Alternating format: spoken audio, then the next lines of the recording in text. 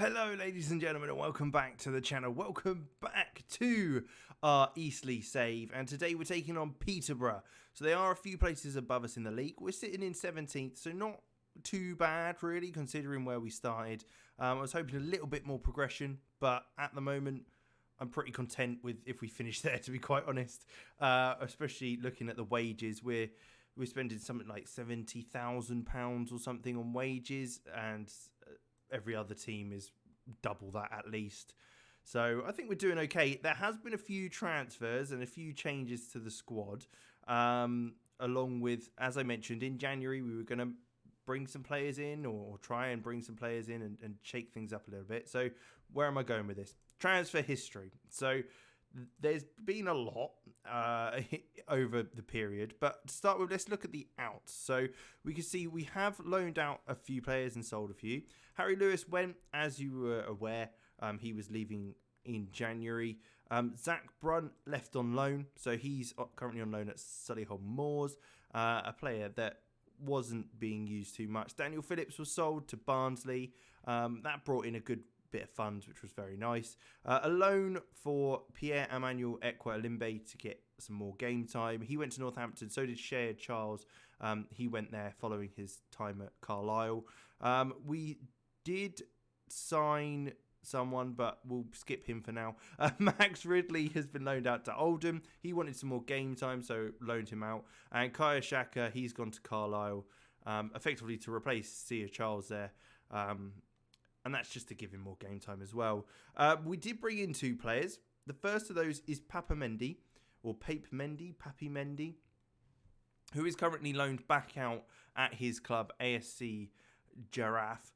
A player out wide, inverted winger, so exactly how we're currently looking to play. And I think he's got a bit of potential. 18 years old, some good acceleration and that sort of thing. He's currently at a Vanarama national level, which isn't too bad. Some nice first touch and heading, and technique's 15. His determination and flair is quite nice as well, along with off the ball. So I'm hoping he can develop quite nicely. He's already effectively our second best winger. So he wanted to go back on loan. That's absolutely fine. It gives him game time, which is what he needs. And we've also brought in Nazim Kaliskan, a Turkishman from Fenerbahce. Now, he's actually played in the Super League twice for Fenerbahce, and did pretty well for him as well that time he did. We have signed him for £500,000, so it's quite a lot of money to be spending on him. Currently a National League player, but again, I think he could certainly develop. He's a winger, but can be an inverted winger as well. Good bit of pace on him as well as natural fitness. Some nice dribbling and passing as well. So hopefully he's going to be a brave old soldier.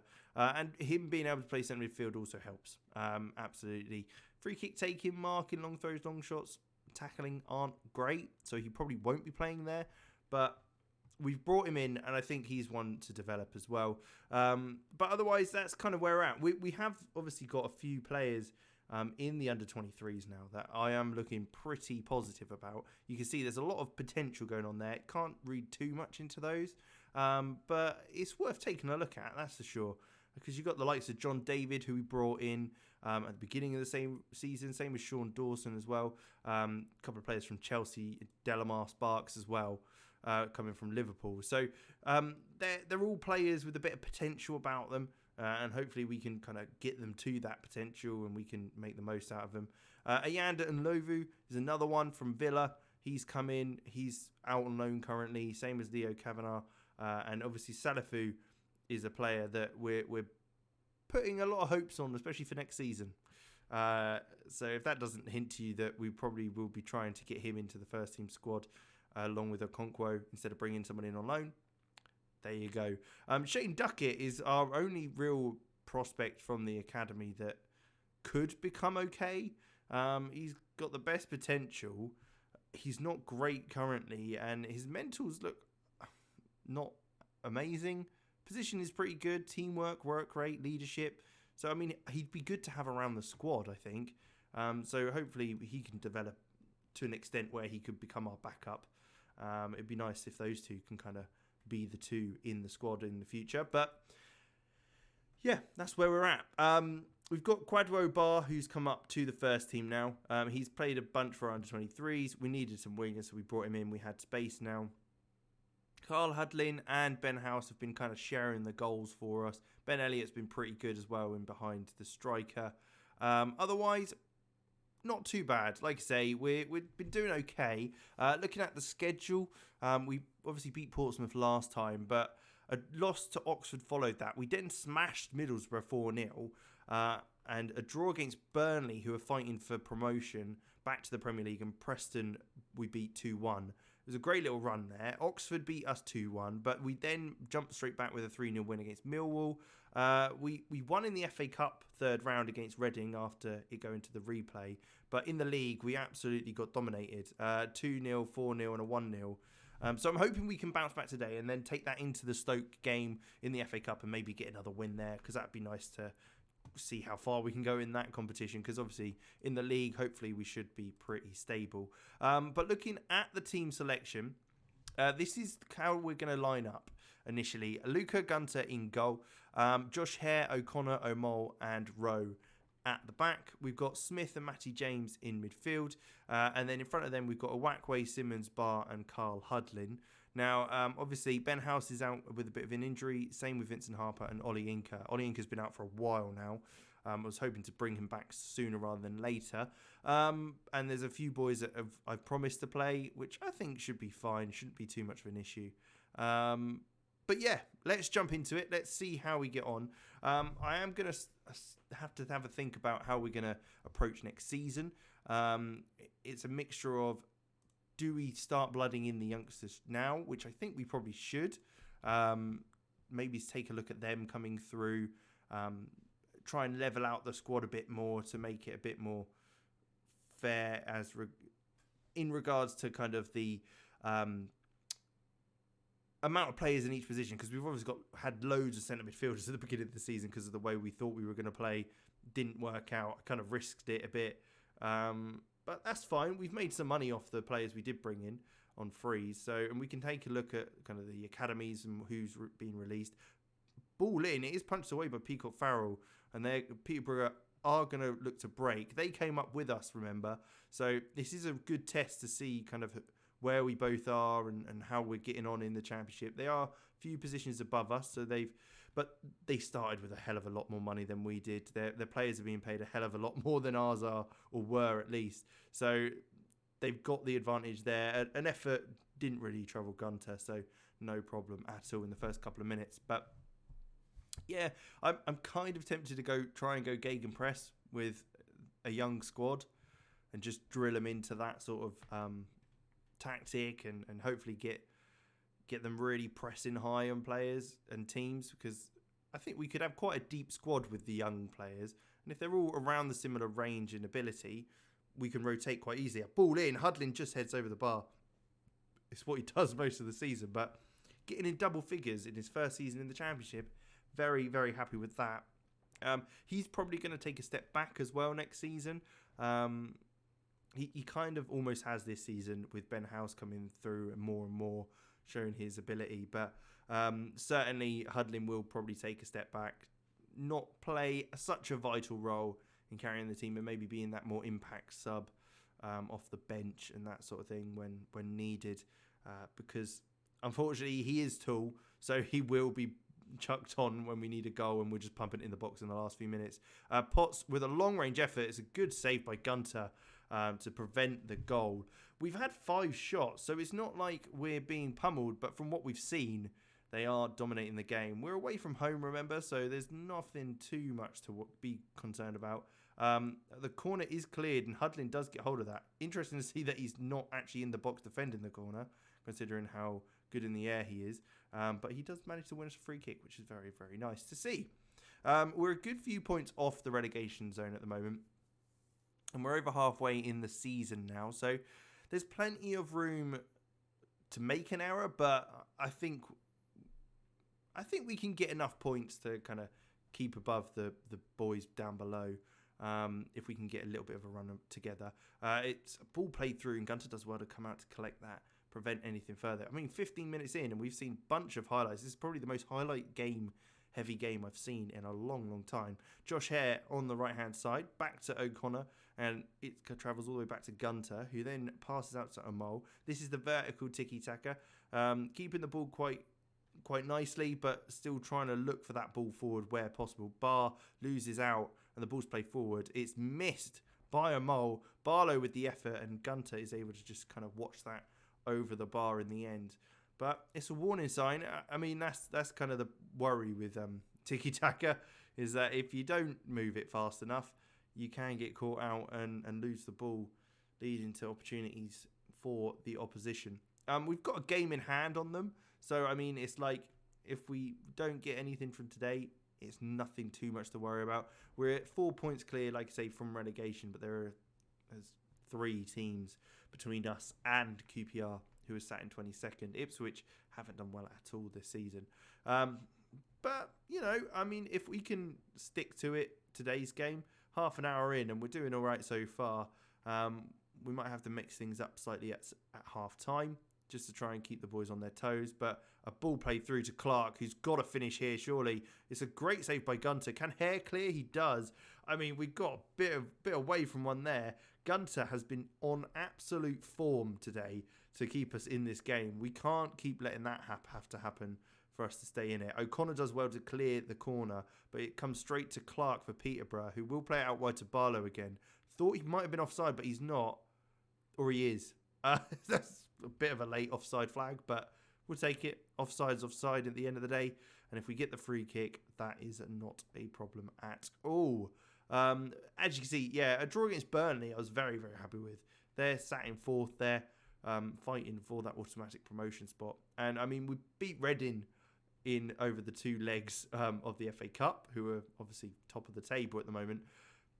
Did get absolutely wrecked by them in the league, but we don't need to talk about that. We can stick with just the FA Cup victory over them.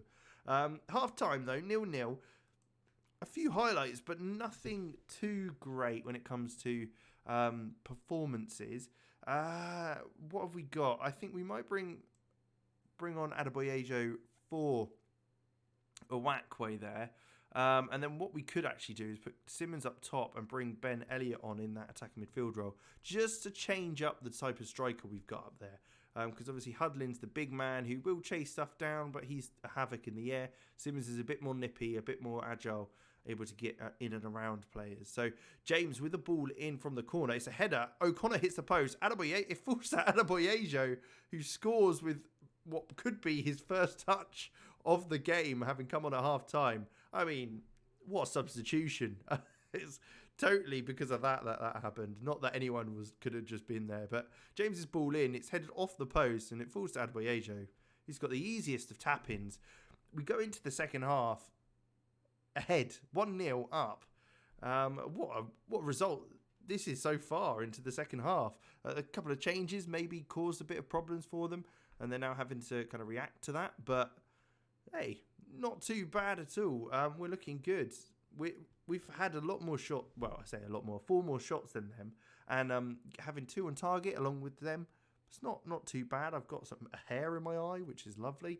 Half an hour to go. I mean, we had all the highlights in the first half, but other than that one highlight in this second half where we saw the goal, that's been it. There's nothing else has happened, and the clock is slowly ticking down. But we've got a throw in their half, right by the corner flag. Barr with it, plays back to James, who looks to cross in. Smith goes up for the header, is cleared by Spence, but Hare's there again to receive it. Looks out wide to James, who comes inside to Smith. Simmons, is he going to be able to look around the corner? He does find Adebayo, who shoots. He hits the post this time, and we're not quite able to get on the rebound for a second goal, but a lovely strike, a great effort initially.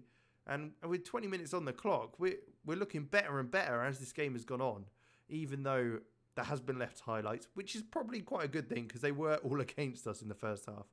Matty James is looking a little bit tired, so I think I will bring him off for Drea. Again, just for legs. I don't like my boys being tired when we're getting to the last stages, because that's when mistakes can be made. Even though he obviously did kind of get an assist nearly. But there you go, Kendra Simmons with the header. Peacock Farrell made the initial save, and then it fell to him again. I mean, 2 rebound goals kind of things for us to score. But hey, they all count. A second goal gives us a lot more of a comfortable lead. Barr's ball into Rowe, who found Dreyer, who's crossed in, found Simmons. It was saved by Peacock Farrell quite nicely, but unfortunately, Simmons was just there to tap it in for the second goal of the game, his first today. But a great result this could be. 10 minutes to go. We're running down the clock now. Our XG's looking nice. Shots, they've only had 1 shot in the last 20 minutes. And it's obviously not troubled Gunter at all. I think him keeping us in the game early on was crucial for us to have any chance in this. And we're able to cut our free kick as well here. Barr receives it back inside to Dreyer, who looks long to Simmons, who's going to chase it. I'm not sure he'll actually get anywhere near it, but Borthwick Jackson now coming forward for Peterborough. What a win this could be. 5 minutes to go. I can't say it too soon, but it would be a great result. We look good for it as well, I have to say. Having looked at this second half, we've looked very, very good for it. O'Connor plays it back to Gunter, whose long kick forward finds Simmons, but it is headed away. And now Peterborough are going to come at us once again. A good chance with Smith, but that falls through to Barlow, coming through onto goal, his lofted effort is well over the bar in the end. But a decent move. It's given us a bit of a warning, which hopefully we can kind of wake up to for the last couple of minutes and can see out the result. It's only in extra time or added time now, so only a couple of minutes left or a minute left as they come forward once again from a throw-in in their own half. They're going to look to try and work the ball forward a bit more, but having to go back to come forward. Borthwick Jackson now at centre half. Again, back to Peacock Farrell. Our pressing is doing wonders here at the moment, and it's forced a long ball. O'Connor winning it into Dreyer, Amol, O'Connor, keeping these, I'd say triangles, but they're more squares. But it's good football at the moment. Dreyer looks out wide to Barr, who's actually might keep that in. He does manage to. Finds Dreyer again into Rowe, who looks through to Elliott. Can he finish? He does. Ben Elliott manages to get his 5th goal of the season. A lovely ball through by Callum Rowe. That's our 3rd goal of the game, and this is kind of what happens. Sometimes we just hit a bit of form, and we just find that spark to create those goals. Barr keeping it in does very well. Dreyer into Rowe, who sees that run from Elliott into the box, who fires bottom right hand corner. A lovely finish, making it 3-0, and it's so confirmed now. I will confidently say we've won the game. And there it is. 3-0 victory. It's a goal by Adebayejo, Elliott and Simmons all coming in the second half. A great result. An absolutely fantastic result. Unfortunately, Carl Hudlin couldn't get on the score sheet today, but that takes us above Peterborough. We do sit in 14th, so I think we're only 1 place higher than we were maybe. But that will be good to take into the FA Cup against Stoke, who will be a tough opposition as well. And Mole's been on great form, as you could see there. He's been wanted by a few teams, same as O'Connor. But yeah, Stoke are sitting in 8th, so we'll take them on in the FA Cup and see how that goes. And we'll progress from there. But we'll see you in a little bit, that's for sure, and see how we're getting on. We'll rattle through this season because, like I say, we should stick around in this league this season, I think, from how we're performing. And next season, we'll see what we can do to try and fight for maybe top half playoff place even. But there you go. Thank you very much for watching. I didn't say at the beginning, but make sure you like, subscribe, and all that good stuff to the channel so you get more and more of this good stuff coming your way. Experience in the new year, of course. And I will see you in the next